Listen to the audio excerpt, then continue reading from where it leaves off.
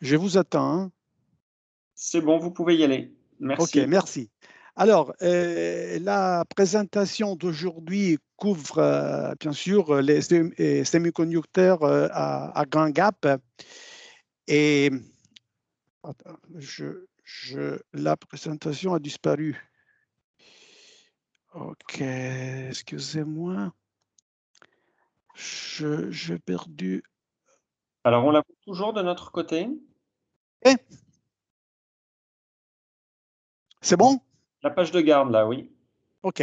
Alors, je disais, la présentation d'aujourd'hui couvre le semi-conducteur à grand gap pour l'électromobilité et bien sûr les solutions packaging et associées. Alors, je ferai la présentation avec mon collègue Éric Moreau.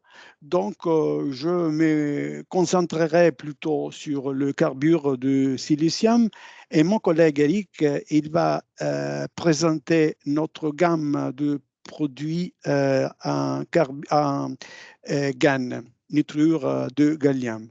Alors, avant qu'on aille au cœur des thèmes que nous allons aborder aujourd'hui, je voudrais simplement vous partager trois transparents pour effectivement vous montrer la stratégie de la société ST. Et donc, alors, en termes de billing, l'année passée, on est allé juste au-dessus de 10 milliards de dollars avec 46 000 employés. Et donc, nous avons 11 sites de production, soit fab, soit assemblage, dans tout le monde. Alors, la stratégie de notre société s'appuie pratiquement sur trois axes principaux. C'est bien sûr la mobilité intelligente, la puissance et l'énergie et la connectivité. Connectivité à tout niveau grâce à une offre de capteurs, de circuits pour la gestion d'énergie. Je voudrais approfondir un petit peu la smart mobility. Pourquoi? Parce que ça, pour nous, signifie pratiquement un niveau de sûreté, et parce qu'il y a malheureusement encore trop d'accidents dans les routes, ce qui coûte aux communautés plus de 500 milliards de dollars. Et puis, il y a aussi la stratégie. La stratégie, excusez-moi, le clavier est très sensible. Et il y a aussi dans notre stratégie l'électrification. Ça veut dire donner des solutions pour les véhicules électriques. D'après certaines analyses, en 2019, les voitures électriques représentaient 9% de toutes les voitures produites, et ça va devenir plus de 20% en 2025. Et naturellement, il faut donner aussi des solutions pour faire donc de moteurs à zéro émission. Malgré, dirais qu'entre 2020 et 2025, les voitures à moteur thermique représenteront en global encore plus de 90%. Je commence à montrer très rapidement, parce qu'on a déjà parlé suffisamment, de propriétés de produits à gain gap en termes donc de largeur de bande d'énergie interdite, de champ électrique, vitesse de saturation, etc. Mais qu'est-ce que cela signifie en pratique? Ça veut dire la possibilité de diminuer d'une manière drastique les pertes, soit en conduction, soit en commutation, ce qui veut dire diminuer la chaleur produite. Et on peut piloter, bien sûr, à très haute fréquence, ce qui nous permettra d'utiliser des composants passifs de taille réduite. Et naturellement, on peut augmenter la densité de puissance pour réaliser la miniaturisation du système. Et il ne faut pas oublier que les nouvelles technologies peuvent travailler à très haute température, ce qui nous assure une fiabilité, une très bonne fiabilité à long terme. En pratique, pour une voiture électrique, naturellement, ça nous permettra d'avoir une autonomie plus longue par batterie, d'augmenter la performance en termes, par exemple, d'accélération et de couple, et en même temps d'utiliser des systèmes de refroidissement plus simples et moins coûteux par rapport aux voitures à moteur thermique. Normalement, quand on parle de technologies de puissance, on essaye de mettre en fonction de la fréquence ou de la puissance, de placer les différentes familles. Donc, pour le silicium, c'est bien sûr les IGBT avec le MOSFET haute tension, comme par exemple le superjunction. Et si on doit augmenter la fréquence, naturellement, on va introduire le SiC et bien sûr le GaN pour de fréquences de commutation plus élevées par rapport à celles possibles avec le SiC. Je vous ai montré aussi la taille des plaquettes utilisées aujourd'hui. Donc, avec, par exemple, les IGBT, on a déjà de fab à 300 mm. Et pour le MOSFET haute tension, 200 mm ou 8 pouces. Et pour les GaN, on commence déjà avec une taille de la plaquette à 200 mm. Ici, je vous ai montré un tableau avec des paramètres qui peuvent être améliorés en utilisant les nouvelles technologies par rapport au silicium. Ça veut dire en fonction de topologie. Par exemple, à gauche, vous voyez les convertisseurs AC/DC. Ensuite, la commande. Je n'ai rien fait. Hein.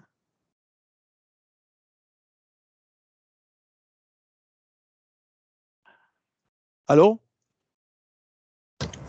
Oui, on ne plus avant. Hein. Vous m'entendez? Oui, on t'entend bien. C'est bizarre parce que de temps en temps, les images disparaissent. OK.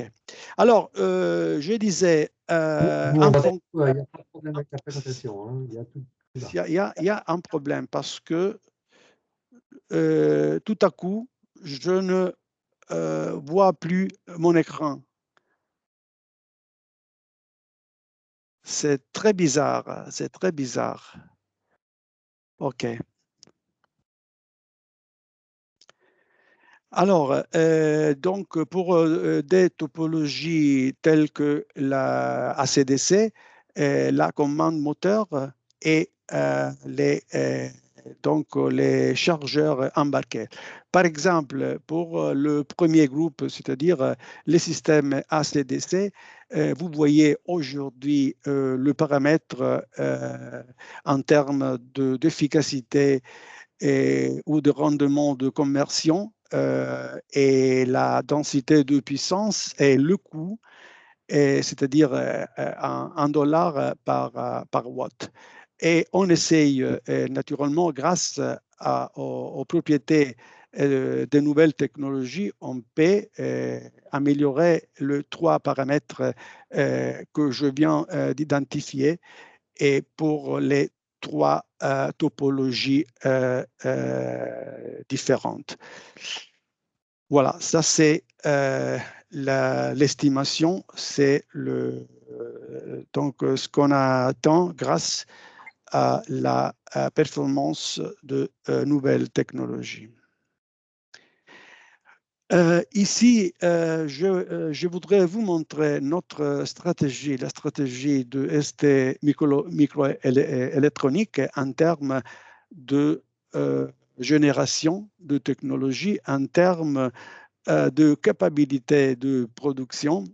Alors, aujourd'hui, on est en pleine production avec la 2e génération.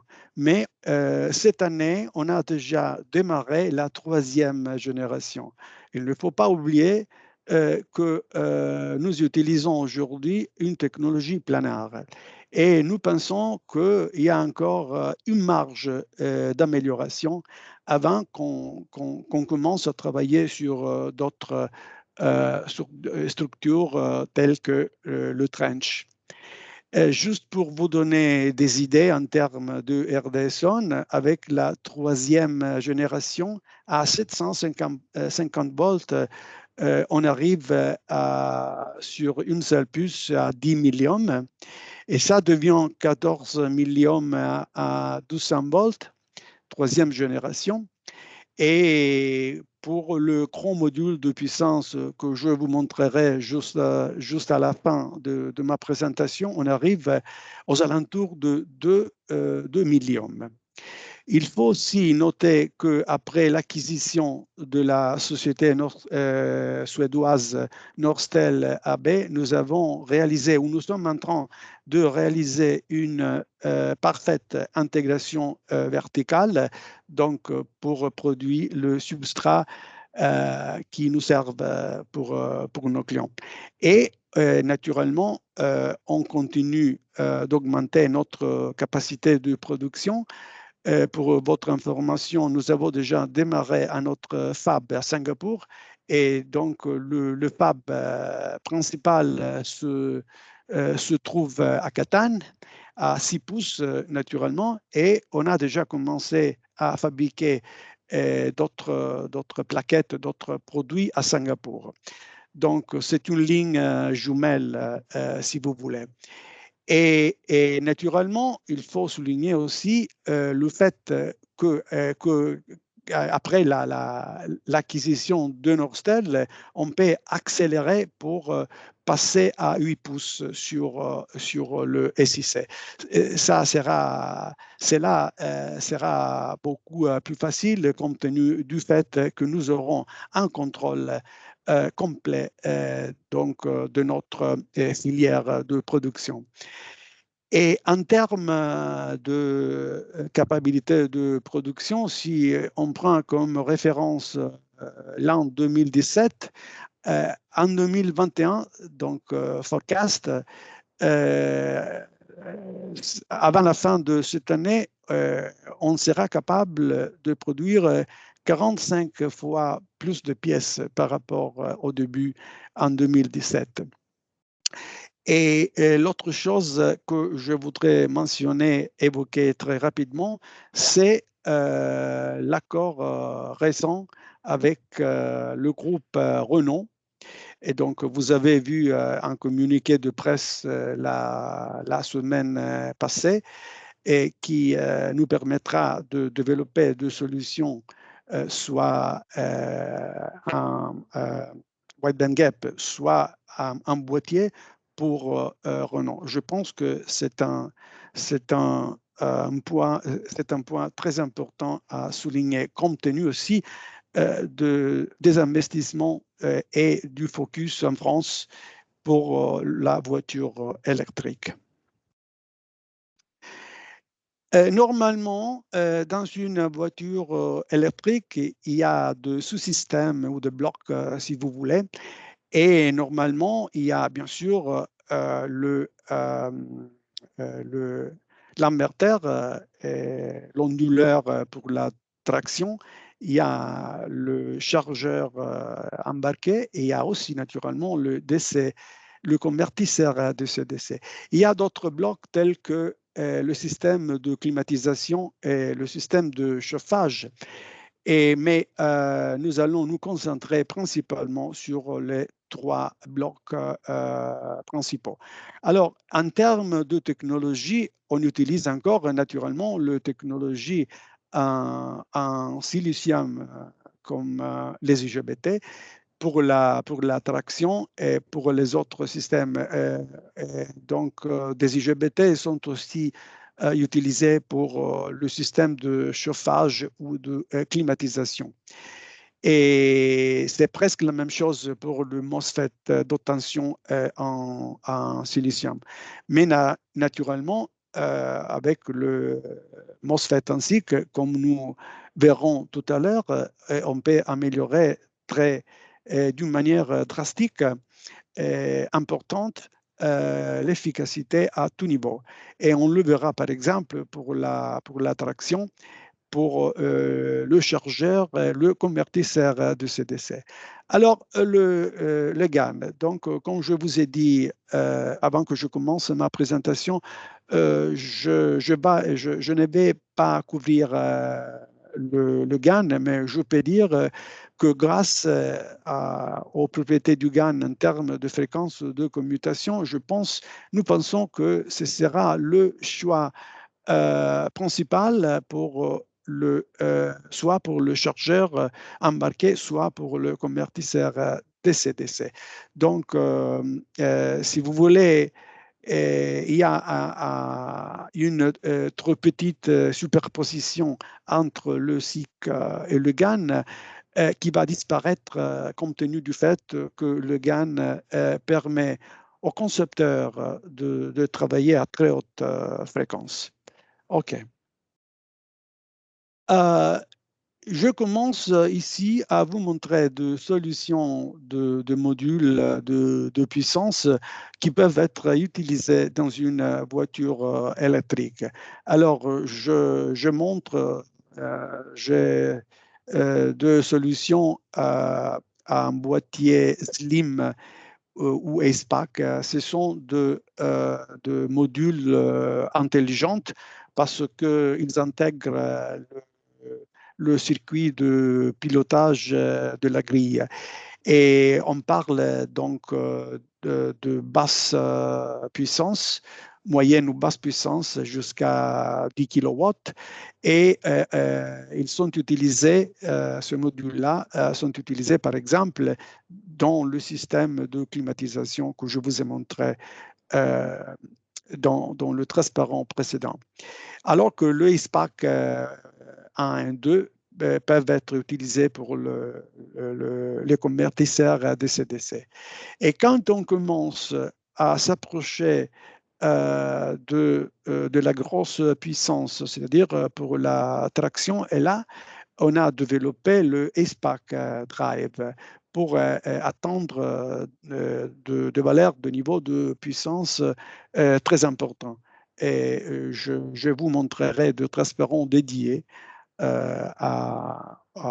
au module ACEPAC Drive. Alors, je voudrais vous montrer une simulation très simple pour un ondulaire de traction avec une puissance de pic de 210 kW et qui utilise soit des IGBT plus les diodes de roue libre naturellement et la solution en utilisant de MOSFET ainsi que il s'agit de switch à 200 volts parce que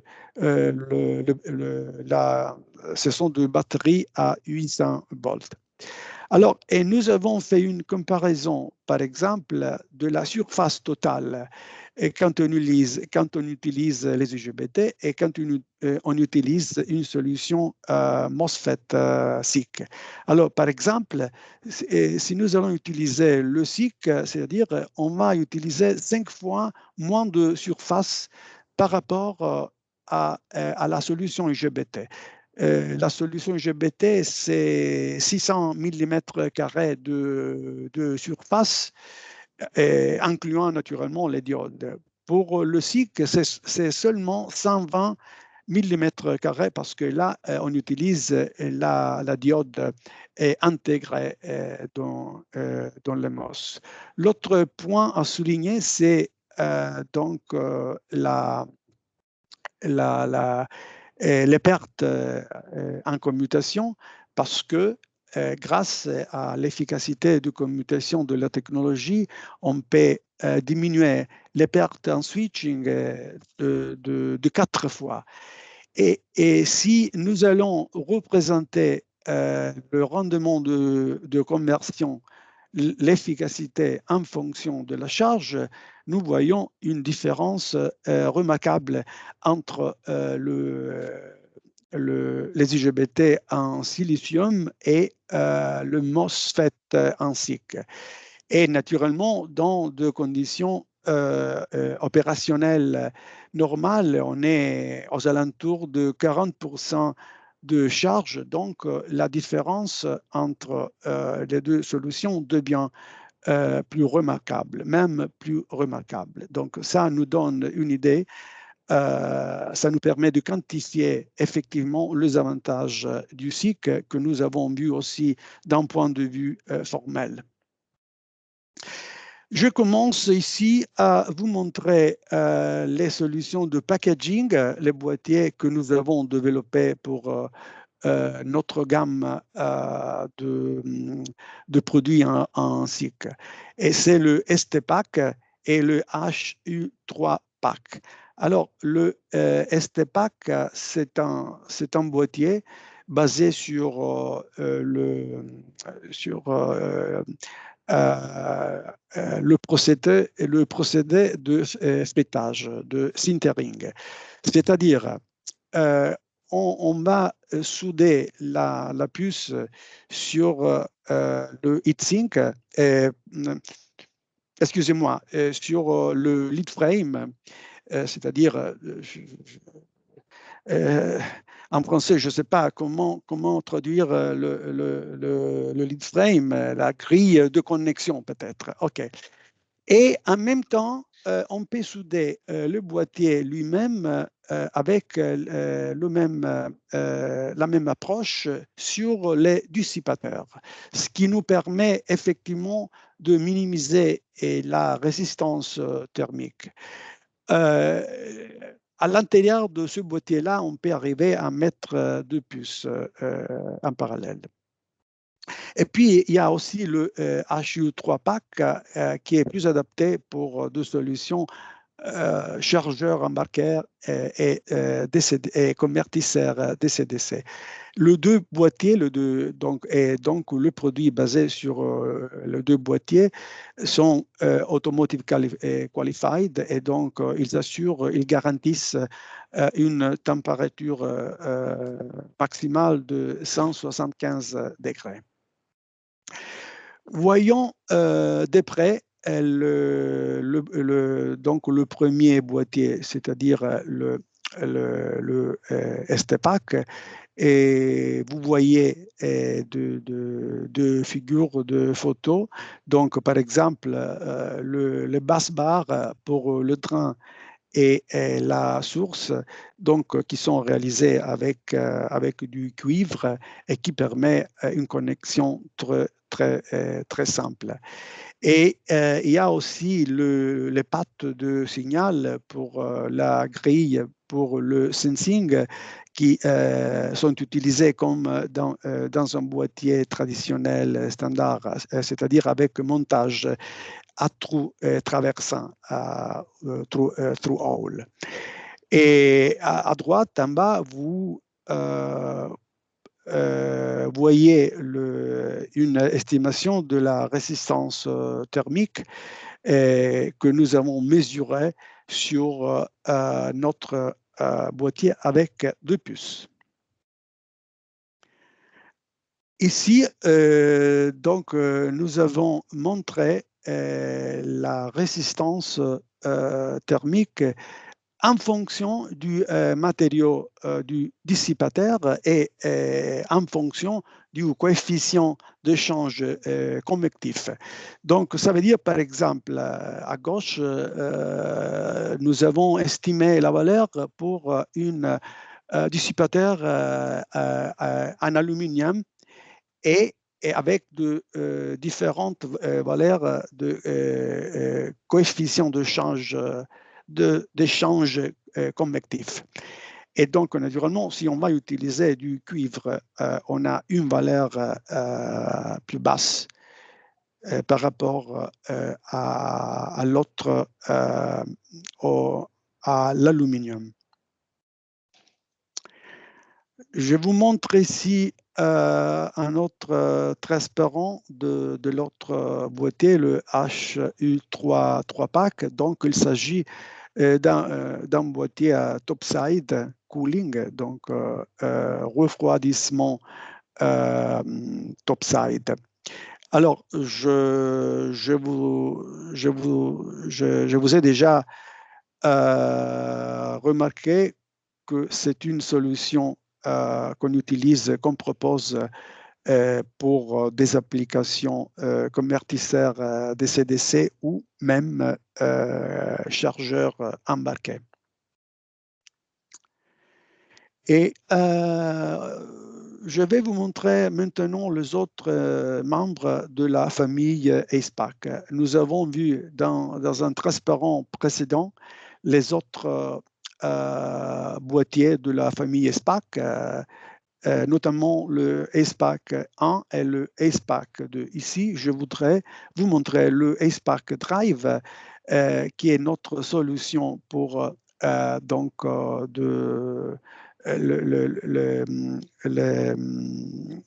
les amortisseurs pour la voiture électrique. Il peut gérer de puissance très importante jusqu'à au-dessus de 300 kW. Et il y a aussi le ACEPACK Smith que nous allons voir dans le transparent suivant. Le ACEPACK Smith, donc il s'agit d'un boîtier polyvalent, si je peux dire ça, et flexible. Pourquoi?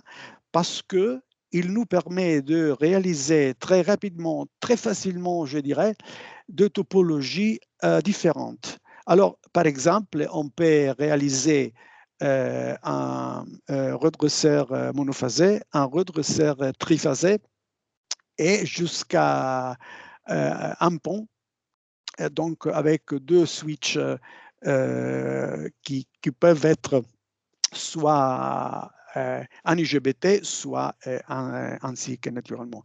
Donc, c'est un boîtier très intéressant, très important, parce qu'il est effectivement très, très polyvalent et flexible.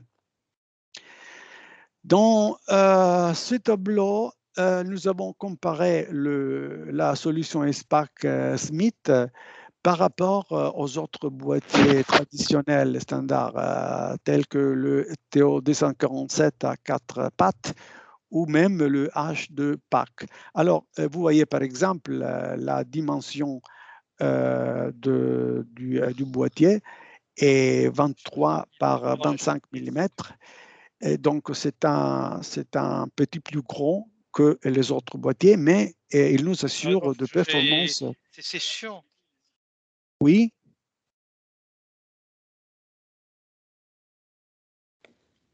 Je pense que c'est un micro qui était activé par erreur.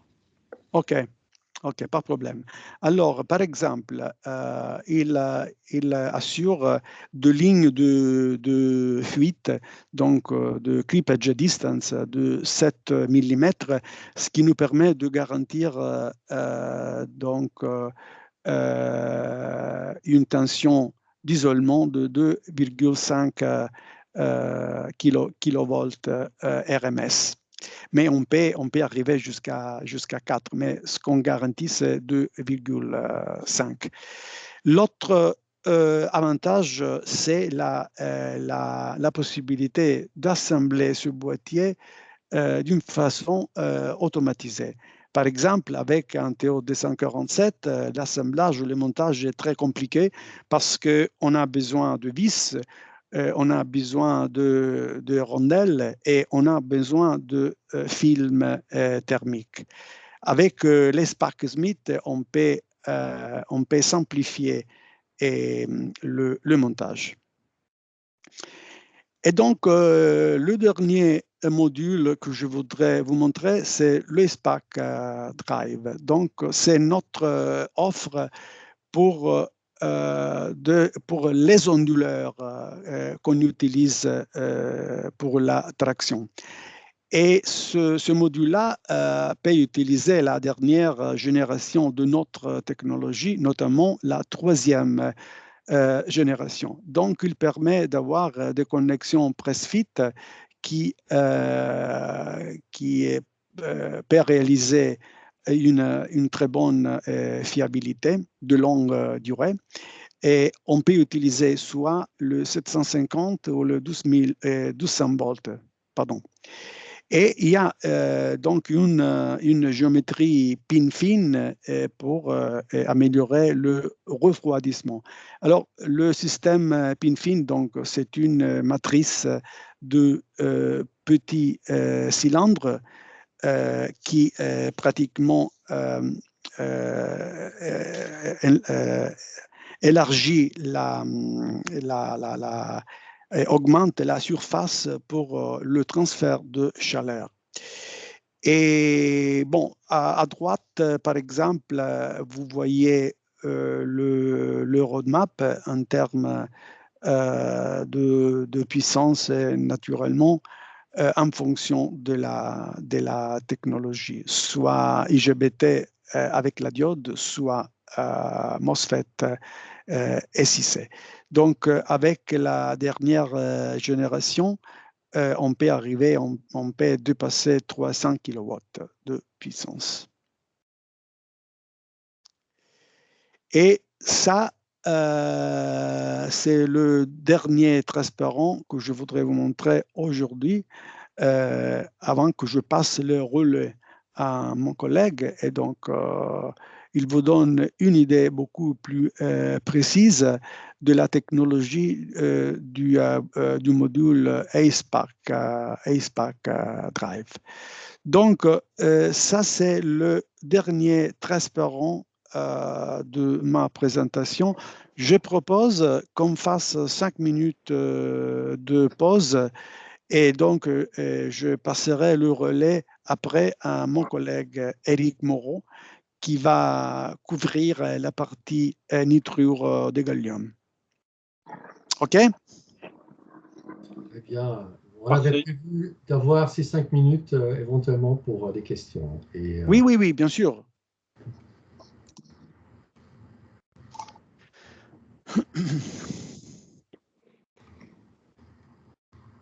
Est-ce que quelqu'un a une question du coup?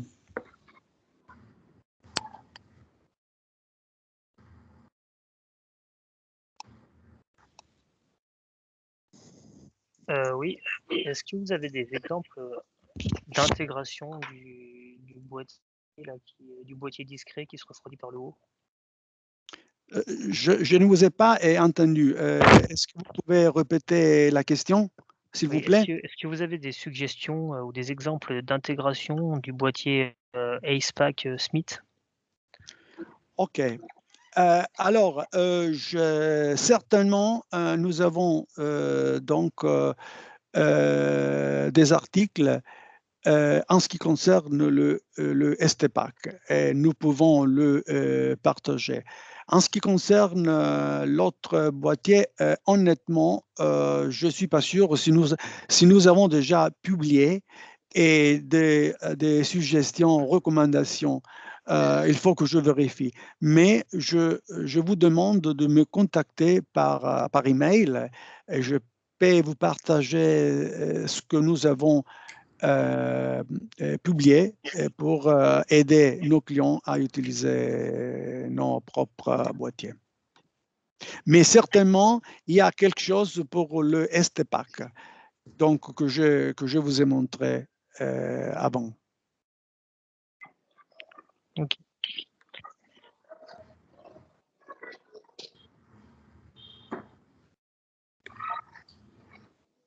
Très bien, je propose de continuer avec Eric s'il n'y a pas d'autres questions.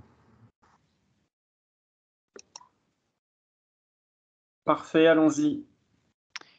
Très bien. Merci. Alors, merci Filippo. Donc bonjour à tous et à toutes. Donc je vais reprendre la présentation. Donc je vais prendre le contrôle de mon côté. Donc juste une petite opération.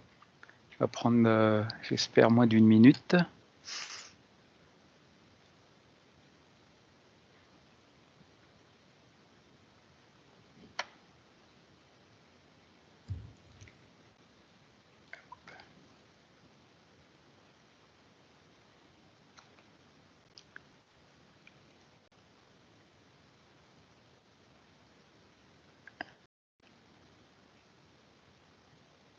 Alors de mon côté, ça tourne toujours. Pour me donner la main sur mon écran. Ça va être des minutes de dentiste, mais c'est pas grave. Ben, je suis vraiment désolé, mais ça y est, on va y arriver. Allez, je partage donc l'ensemble de mon écran, comme ça sera plus rapide.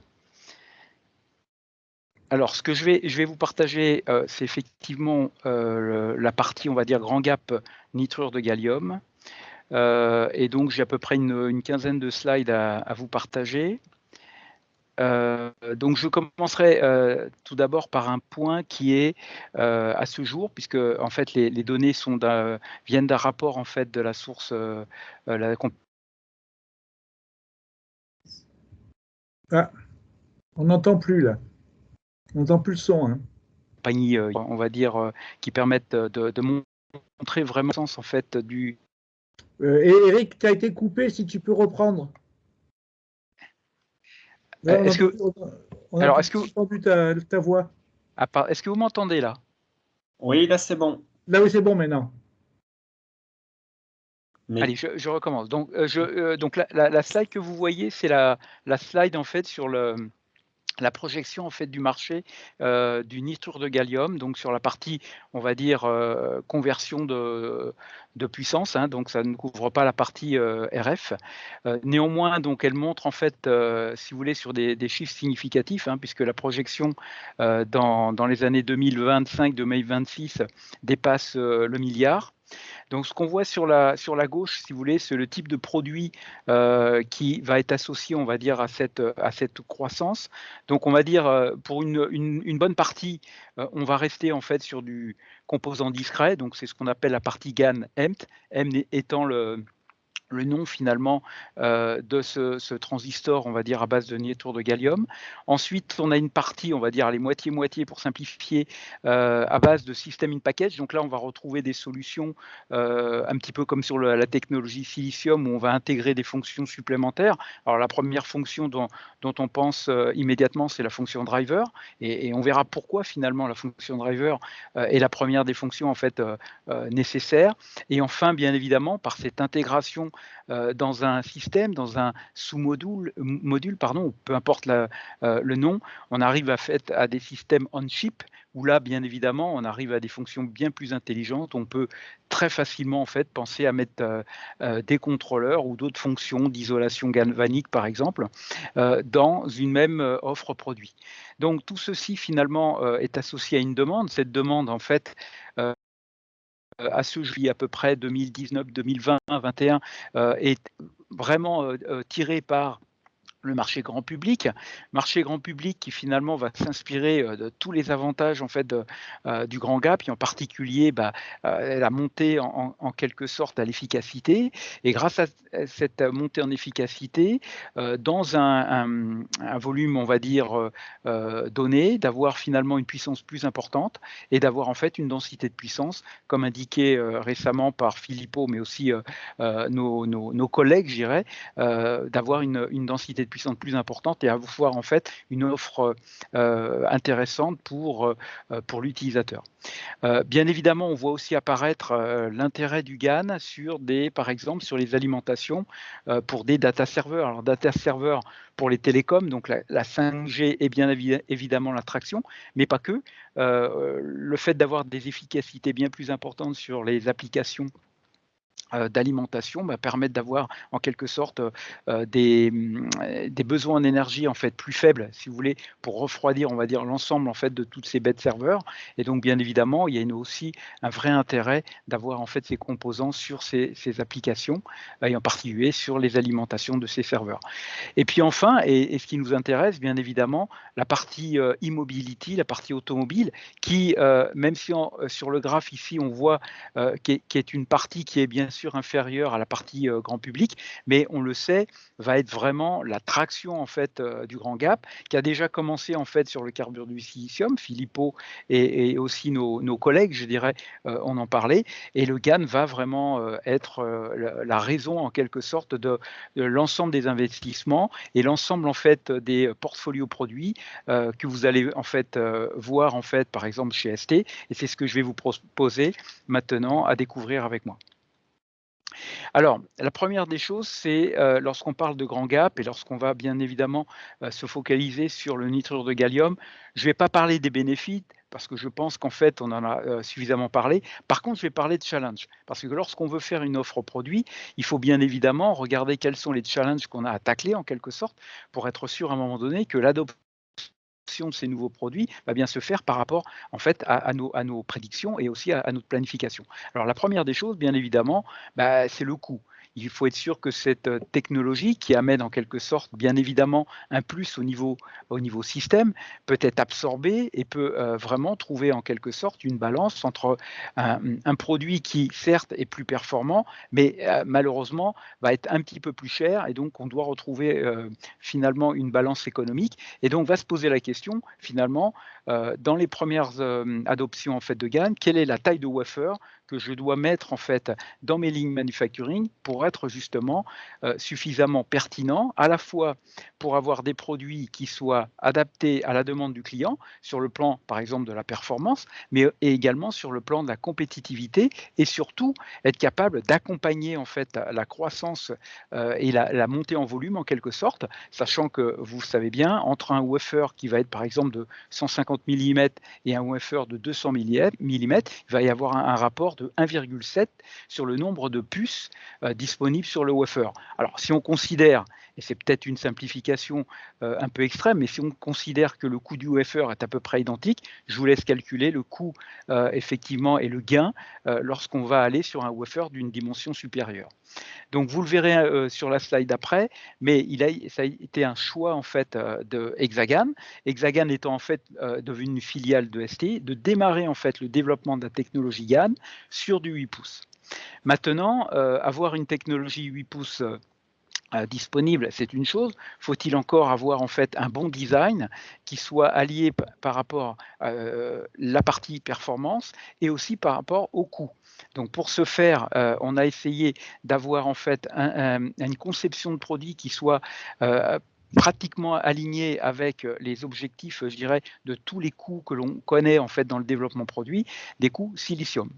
La troisième chose, c'est l'intégration au niveau système. C'est être sûr à un moment donné qu'il est relativement facile d'utiliser nos produits et que quelque part, ils permettent aussi aux clients d'amener en fait le produit à gagner toutes les performances qui sont attendues au niveau système. J'entends être sûr à un moment donné que le produit, on puisse monter par exemple en fréquence sans être complètement en quelque sorte lié à par exemple une intégration qui serait trop, je dirais, massive, ce qui voudrait peut-être aussi se traduire par exemple par des interconnexions, des parasites au niveau par exemple du PCB par exemple, qui soit trop importante et qui va réduire finalement cette capacité à monter en fréquence.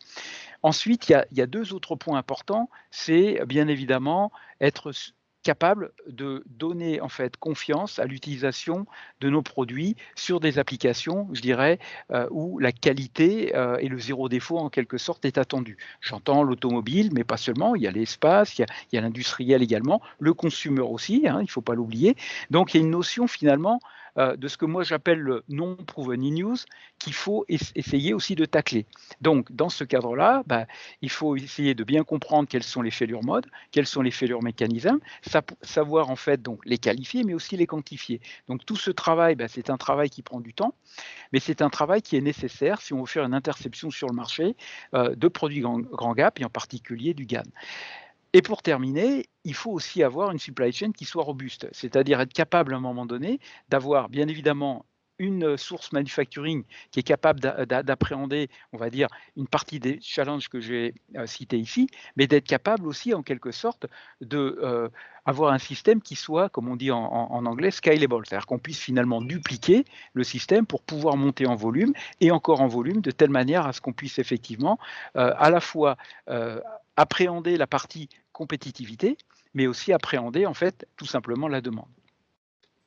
Alors pour ce faire, ST, Hexagan, a une solution qu'on appelle la solution PowerGaN. Alors elle va tout simplement capitaliser sur Hexagan, sur le développement en fait de l'épitaxie sur du silicium en 8 pouces, mais aussi avec le design en fait du device, du transistor en quelque sorte, un GaN réalisé finalement sur des process qui soient compatibles avec en quelque sorte un ensemble d'équipements qu'on peut retrouver plus ou moins, je dirais, sur un ensemble de wafer fab pour pouvoir répondre justement à cette notion d'avoir une supply chain robuste. Maintenant, l'ensemble de tous nos designs, l'ensemble de tous nos process de développement c'est simple, basés sur les standards automobiles. Ensuite, bien évidemment, on a aussi un ensemble en fait d'approches qui est une approche qui permet aussi sur des plateformes de faire des dérivatifs, d'engager des nouvelles plateformes et de s'assurer à un moment donné qu'on peut aussi continuer en quelque sorte à être innovant et de développer en fait une roadmap pour GaN. Alors pourquoi? Parce qu'aujourd'hui on est dans notre première génération en quelque sorte de solutions et l'ensemble en fait du monde semi-conducteur, on pourrait dire qu'on est dans cette première génération, mais comme le silicium, on ne va pas s'arrêter là, il y aura des améliorations, on fera encore mieux demain et encore demain, et bien évidemment pour le bénéfice, comme indiqué par Filippo dès le départ, par ces growth drivers qui sont nécessaires pour essayer de vraiment avoir une efficacité qui soit de plus en plus meilleure, et puis tous les intérêts pour le end user, comme on dit, qu'on connaît assez bien sur l'ensemble de nos équipements électroniques. Un autre point qui est important et qui est finalement unique sur les solutions pour GaN, c'est que ce que l'on développe, on le développe aussi sur une vraie capitalisation sur ce qu'a connu et ce que fait ST Microelectronics sur le carbure de silicium.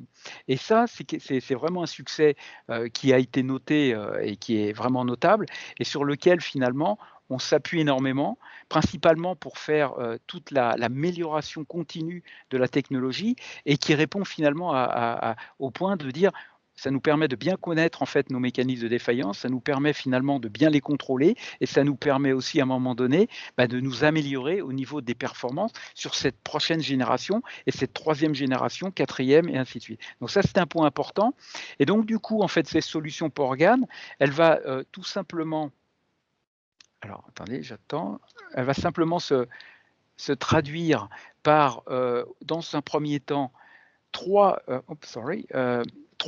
gammes de produits. Une produit que l'on appelle JFET qui finalement viennent de l'héritage d'Hexagan. Une deuxième famille de produits qu'on appelle JEMT avec des solutions 100 volts qui sont provenant de ST. Et enfin, une solution où il y a une intégration driver qu'on appelle le J-Drive qui, dans un premier temps, fait en quelque sorte un leverage, si je peux parler comme ça, sur la technologie Hexagan, mais qui peut très rapidement, effectivement, être étendu à d'autres technologies de naissance de gallium. Alors, ce qui est important, c'est que tout l'ensemble en fait de ces solutions produits, à terme, vont venir finalement d'une source manufacturing qui va provenir finalement d'un effort qui a commencé depuis globalement un an à 2 ans et qui a été encore renforcé récemment par la filière électronique et aussi par la labellisation d'un projet qu'on appelle J-Mobility, qui est en fait le développement d'une technologie GaN à la consonance automobile. Donc là, le but, c'est d'aller chercher les standards automobiles et cette localisation de ce manufacturing est à Tours. Donc là, actuellement, donc on est en train d'implémenter, pardon, c'est pas très français, bon, d'implémenter les solutions en fait hexagone sur le site de Tours. Ensuite, on viendra mettre les solutions en quelque sorte qu'on appelle les solutions e-mode pour finalement avoir une vraie solution 200 mm à court terme qui viendront donc de ST et qui permettront entre autres d'avoir aussi une vraie souveraineté dans le domaine en fait de l'électronique de puissance et en particulier sur les grands gaps. Maintenant, avoir une technologie et avoir des solutions produits à offrir à nos clients demande finalement de bien comprendre quelles sont les problématiques. La première des choses, c'est qu'il faut comprendre que toutes ces solutions grand gap, on a en fait ce qu'on appelle des spécifiques on résistance, c'est-à-dire des résistances par millimètre carré ou par centimètre carré, qui effectivement, comparées à du silicium, sont extrêmement faibles. D'où se pose le problème lorsqu'on veut commencer finalement à faire une intégration dans un boîtier, par exemple, de dire mais est-ce que finalement on a les vraies solutions pour être capable, ne serait-ce que par exemple, de dissiper la température, les calories, ou simplement est-ce qu'on a suffisamment de matière, du cuivre par exemple, pour passer les courants que l'on souhaite utiliser par rapport aux produits qui sont ciblés. Ça, c'est la première des choses. La deuxième, donc le premier point, effectivement, un vrai challenge au niveau packaging. Le deuxième point, c'est qu'effectivement, on a des interrupteurs qui sont extrêmement rapides. Là, on note du 150 volts par nanoseconde, mais on peut très facilement être à 200 volts ou 250 volts par nanoseconde. Ce qui veut dire que la moindre inductance, la moindre boucle en fait de contre-réaction fait que tout cet ensemble se met à osciller très facilement. Une des façons d'éviter effectivement ça, c'est de maîtriser et de bien contrôler ces boucles, comme vous pouvez le voir sur le dessin en bas à gauche, et bien évidemment de minimiser en quelque sorte en fait toutes les parasites aussi bien dans le produit, parasites aussi bien lorsqu'ils sont implémentés sur un PCB par exemple. Donc du coup, là, on peut le voir à droite, hein, on peut avoir simplement des oscillations qui finalement veulent dire aussi de l'énergie perdue. Alors une façon de faire pour éviter effectivement ces oscillations, comme le disait Didier, c'est de mettre un snubber. Une des problématiques, c'est que le snubber est dissipatif également. Donc du coup, d'un côté, on veut gagner en efficacité et de l'autre côté, on perd en efficacité. Donc il faut trouver effectivement ce bon trade-off. Et idéalement, je dirais, c'est la courbe de droite, où là, par exemple, c'est un exemple donc des mesures, hein, où on a à peu près 1 kW de puissance, on est avec une dissipation qui est de l'ordre de 5-6 watts, bon, et on a globalement, si vous voulez, un ringing qui va être de l'ordre de 1 volt. Donc là, c'est exactement ce qu'on recherche pour pouvoir avoir un système qui soit effectivement efficace. Alors, pour ce faire, on a tenu compte de plusieurs choses. La première, c'est qu'effectivement, pour pouvoir répondre à vraiment à la minimisation des parasites, il y a une solution, c'est d'intégrer en quelque sorte les puces directement au plus près en quelque sorte du média, du substrat, c'est-à-dire par exemple le PCB. Une des problématiques, c'est que cette technologie pour l'automobile par exemple, aujourd'hui est à peine en cours en quelque sorte de développement, voire d'évaluation.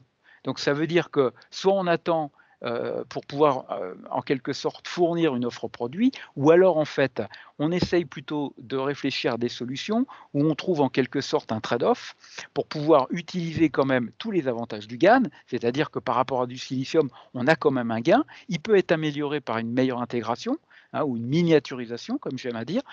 Et donc, c'est la raison pour laquelle vous voyez les produits de gauche qui sont issus en fait de la famille produits Hexagon, JFET et J-Drive, qui sont finalement des produits, je dirais, relativement classiques, mais qui permettent quand même d'avoir un vrai gain système au niveau, par exemple, d'une application, par exemple un on-board charger ou tout simplement un DC-DC. Alors pourquoi on obtient des solutions faciles à utiliser? Tout simplement parce que, en quelque sorte, on ne change rien dans la manière de comme on dit, de commander le produit, c'est-à-dire que dans le cas du JFET, vous allez commander tout simplement un petit low voltage MOSFET, et puis dans le cas d'un J-Drive, vous allez commander même directement par un signal digital, 0 ou 1, et ensuite toute la partie, je dirais, adaptation en quelque sorte du produit par rapport à la charge, par exemple, je pense en particulier à tout ce qui est adaptation storage, tout ça, va être complètement en quelque sorte programmable, et donc là vous avez une solution. Maintenant, il est vrai que on se retrouve quand même avec un système dans un côté de JFET où vous avez un low voltage, donc la figure of merit globale sera toujours de toute manière inférieure à un seul transistor, un seul discret, comme par exemple les solutions JM de droite.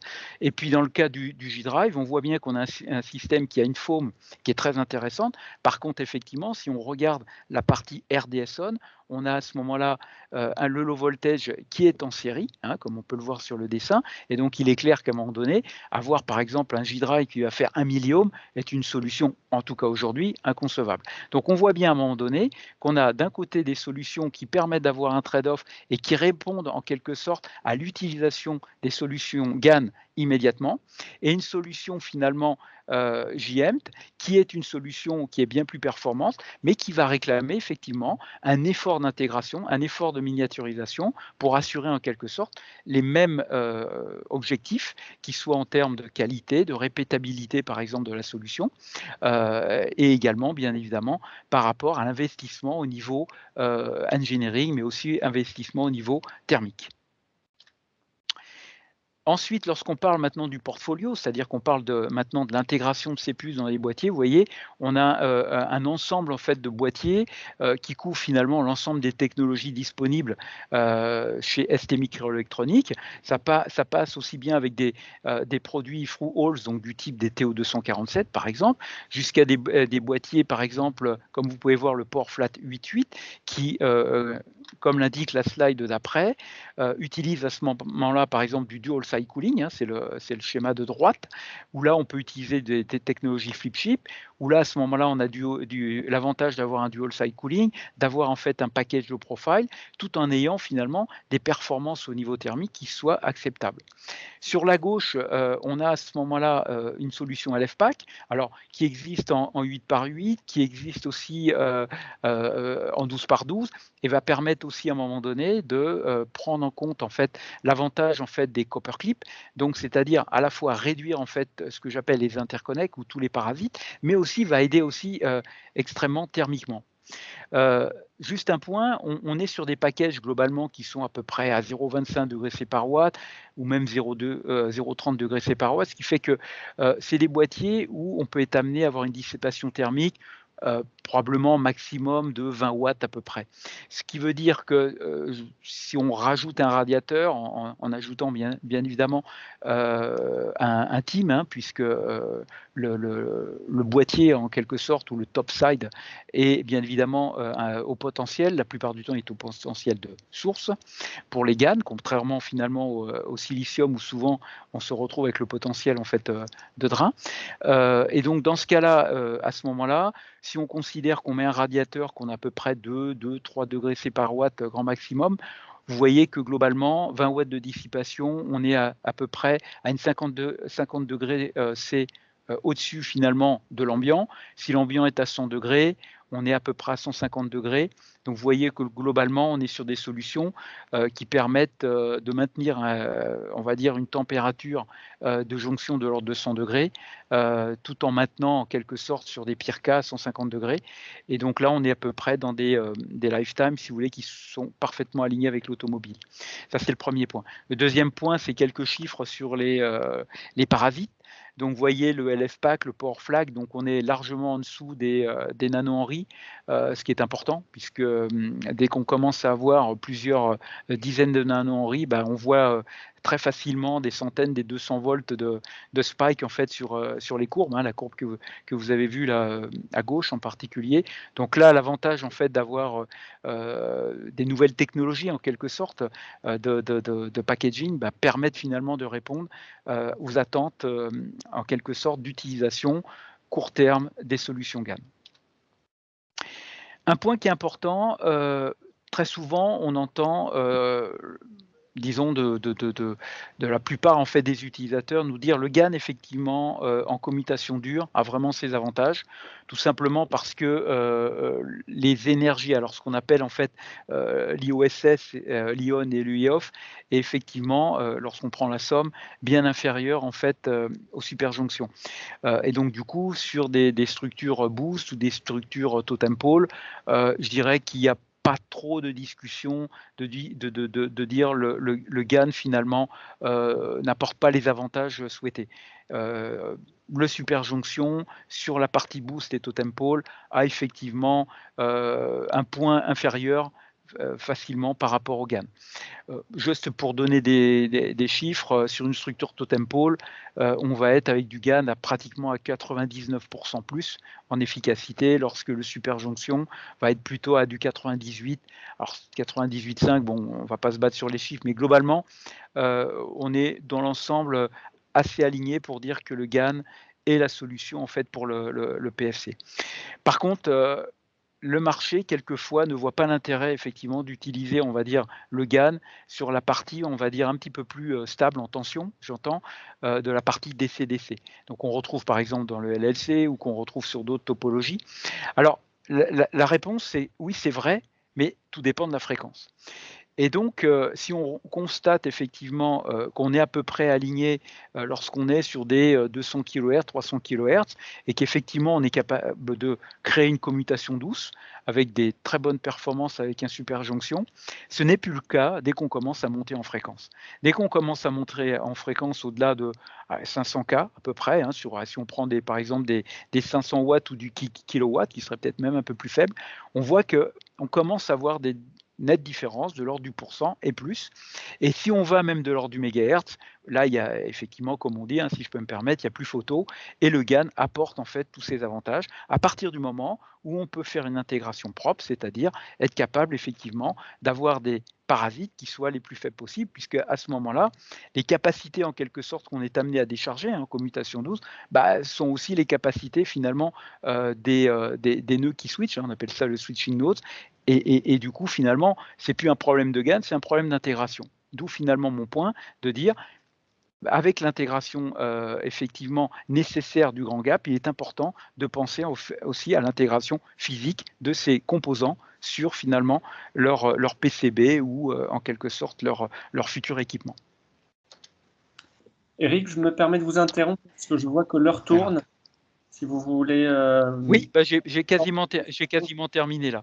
D'accord, merci. J'ai quasiment terminé. Alors, pour dire, alors que quand on regarde le GaN, c'est vrai qu'aujourd'hui, le GaN n'est pas réellement présent en automobile. Par contre, ce qui est important, c'est de dire que le GaN, comme on l'indiquait dès le départ, commence vraiment à prendre une portion importante en fait dans le marché grand public. Et le bon exemple, en fait, c'est les chargeurs pour tout l'ensemble de nos équipements qu'on appelle USB, par exemple. Et grâce finalement au protocole PD, qui maintenant se retrouve sous forme du type C la plupart du temps, et pas que, on voit à un moment donné qu'effectivement le GaN va se retrouver en fait sur beaucoup d'équipements. Et pour nous, en fait, fournisseurs de solutions GaN, finalement, c'est un élément extrêmement important pour comprendre en quelque sorte les améliorations éventuellement nécessaires sur nos solutions produits, pour finalement faire bénéficier également les futurs utilisateurs, entre autres l'automobile. Quand on voit par exemple que les adaptateurs ou les chargeurs, on en vend quasiment 2,5 milliards par an, qu'aujourd'hui on voit une adoption qui est proche de 90%, on va avoir énormément en fait de data qui vont permettre vraiment d'améliorer cette technologie et que cette technologie soit parfaitement alignée avec les attentes en fait de l'automobile, et bien évidemment pas que, il y a aussi l'industriel, l'aéronautique, le spatial. L'automobile, on en a parlé, donc Philippe en a parlé, je ne vais pas en parler. Un point important, bien évidemment, le QRR, le TRR, qui vraiment est un point très important en fait sur l'ensemble des applications. Je pense que ça, c'est le point important, des rendements qui sont bien plus élevés que sur des solutions silicium. Donc ça a été dit. Et pour finir, lorsqu'on regarde par exemple l'utilisation des solutions PORGAN pour les OBC et des CDC, bien évidemment, tout dépend de la cible applicative et en particulier la puissance. Donc on a une gamme de produits qu'on est en train de réaliser sur le marché. Hein. Vous allez entendre de plus en plus en fait de nouveaux produits venant de ST Hexagon. On a des solutions en fait JFET ou JM à base de Power Flat, à base de LFPAC, mais aussi de produits qui sont encore beaucoup plus miniaturisés. C'est pour ça que je parlais tout à l'heure que la miniaturisation, elle apporte aussi bien évidemment de la performance. Par exemple, une des solutions dans la famille GM, c'est le 2S Pack, tout simplement. Voilà, je terminerai sur cette slide ici. Alors, si vous avez des questions, n'hésitez pas. Merci beaucoup. Et donc oui, on peut prendre 5 minutes pour des questions, même si le temps est déjà dépassé. Est-ce qu'il y en a ?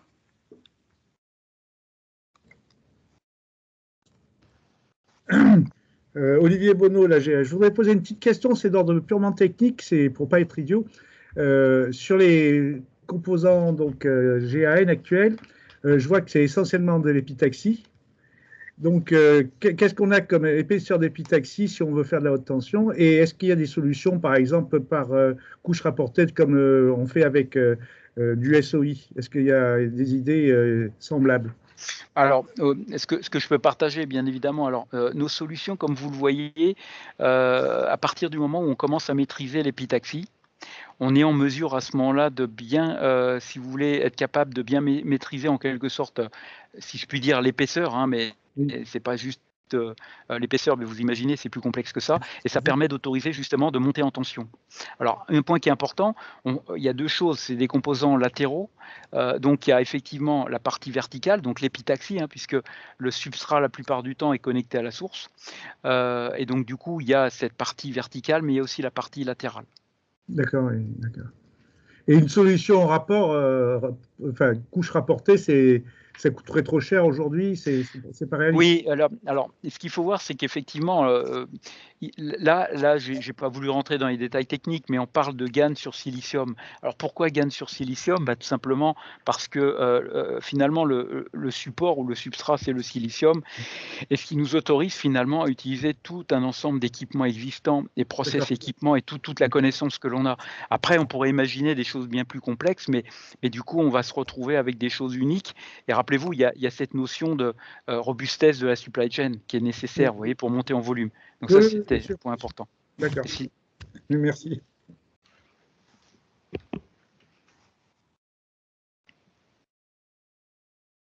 Une dernière question?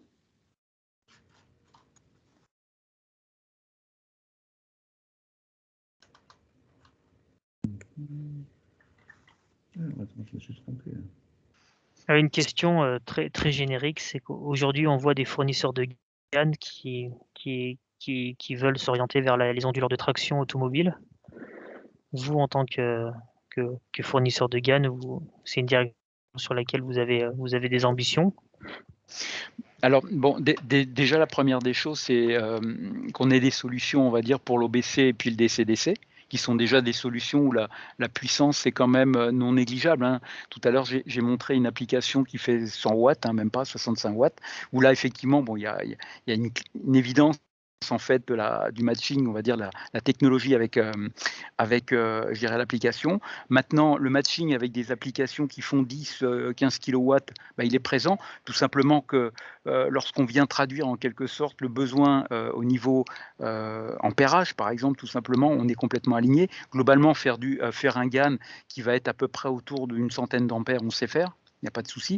Maintenant, lorsqu'on veut commencer à aller vers l'inverteur, il faut commencer à viser avec des puissances, des courants en fait qui soient du double, voire probablement du triple. Et là, effectivement, on est à ce moment-là sur des limitations actuelles, sur finalement le GaN actuellement, sur la partie métallisation tout simplement. Mais j'aurais tendance à dire, c'était le cas dans le silicium il y a probablement une vingtaine d'années. Donc moi, je suis assez confiant pour dire que le GaN va petit à petit, effectivement, comme toute technologie, monter en tension, monter en puissance, apporter finalement ce que le marché attend. Par contre, ça va se faire étape par étape et puis il va falloir le démontrer petit à petit. Ça, c'est mon premier point. Maintenant, d'un point de vue ST, on a des vraies solutions en fait à base de carbure de silicium qui sont des solutions qui ont vraiment fait leur preuve. Et j'aurais tendance à dire que c'est ces solutions qu'il faut utiliser aujourd'hui en fait pour les onduleurs.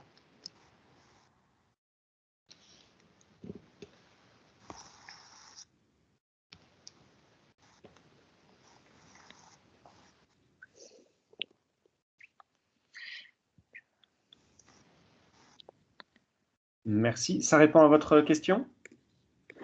Oui, ça répond. Juste, ça fait. Je voulais avoir le point de vue des gens qui font du GaN.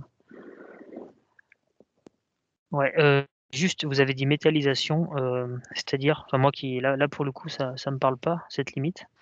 En fait, ce qui se passe, c'est qu'à un moment donné, lorsque vous voulez, imaginons que vous voulez passer 500 ampères. Il faut suffisamment finalement de matière, je vais le faire simple, pour éviter d'avoir des électromigrations, des choses comme ça par exemple.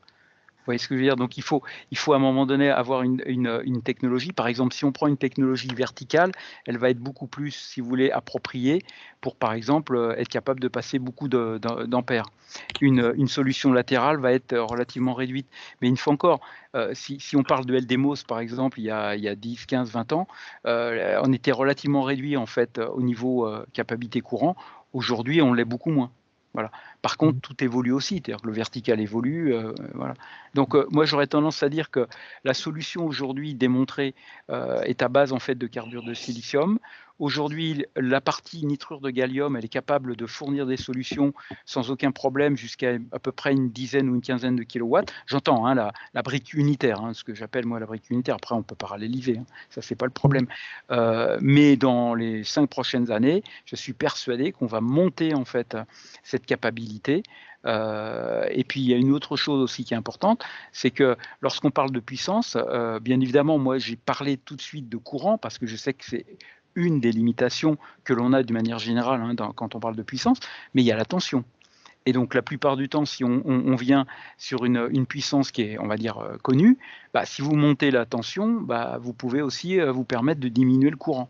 Et comme vous l'avez vu tout à l'heure, nos technologies nous permettent de monter en tension. Et donc, du coup, on va pouvoir aussi, si vous voulez, garder les capacités en courant et du coup, on va monter en puissance également. C'est une voie. Oui. Oui, en gros, c'est que si je prends votre GaN 900 volts, donc là, il y en a plusieurs en série, c'est ça? Non, il n'y en a qu'un. Non, il y en a qu'un. Mais par contre, vous avez une seule die? On a qu'une seule die qui tient 900 volts? Et voire même beaucoup plus, parce que le GaN, si vous voulez, c'est pas un composant qui avalanche, donc c'est un composant, si vous voulez, on appelle ça le soft break, c'est-à-dire en fait c'est une petite fuite, tout simplement, et un composant, par exemple, qui va être spécifié à 900 volts, il va tenir sans aucun problème 1400 volts.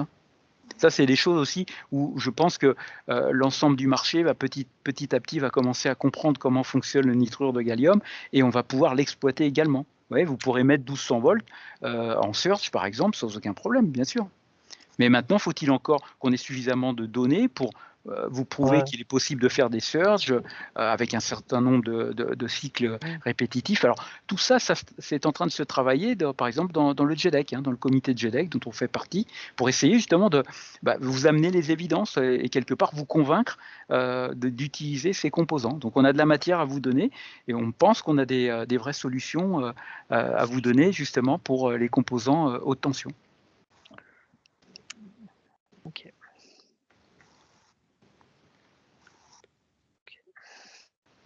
Bon, on verra, tant mieux. Parce que si avec 50 milliohms, si on en prend 20, on peut faire un onduleur 600 ampères. Oui, il y a déjà effectivement, dans certains labos, il y a déjà des solutions qui existent, tout à fait. Après, bien évidemment, si on se retrouve avec une cinquantaine de puces, oui, ça marche, mais est-ce que ça a du sens? Vous voyez, c'est là comme on dit, tout le trade-off qui est nécessaire et qui permet à ce moment-là de réinjecter ça, je dirais, dans le développement engineering pour trouver la bonne balance, quoi. C'est tout le sujet que l'on a quand on développe des produits et des technologies, hein, c'est d'avoir les bonnes cibles de manière à ce qu'à la fin, que ça peut avoir du sens, quoi. Ok, merci. Très bien, merci beaucoup. Je pense qu'il est l'heure de conclure cette session et cette journée. Merci aux intervenants pour leur présentation et à vous tous pour votre participation et vos interactions. Donc, tout a été enregistré et vous pourrez retrouver du coup les replays sur les sites des pôles de la PFA, d'Axiel, de la SIA et de la FIEF qui étaient partenaires de cette journée. Très bien. Bravo, merci. Très bonne Merci. journée à tous. Merci beaucoup. Merci à tout le monde, oui, très intéressant.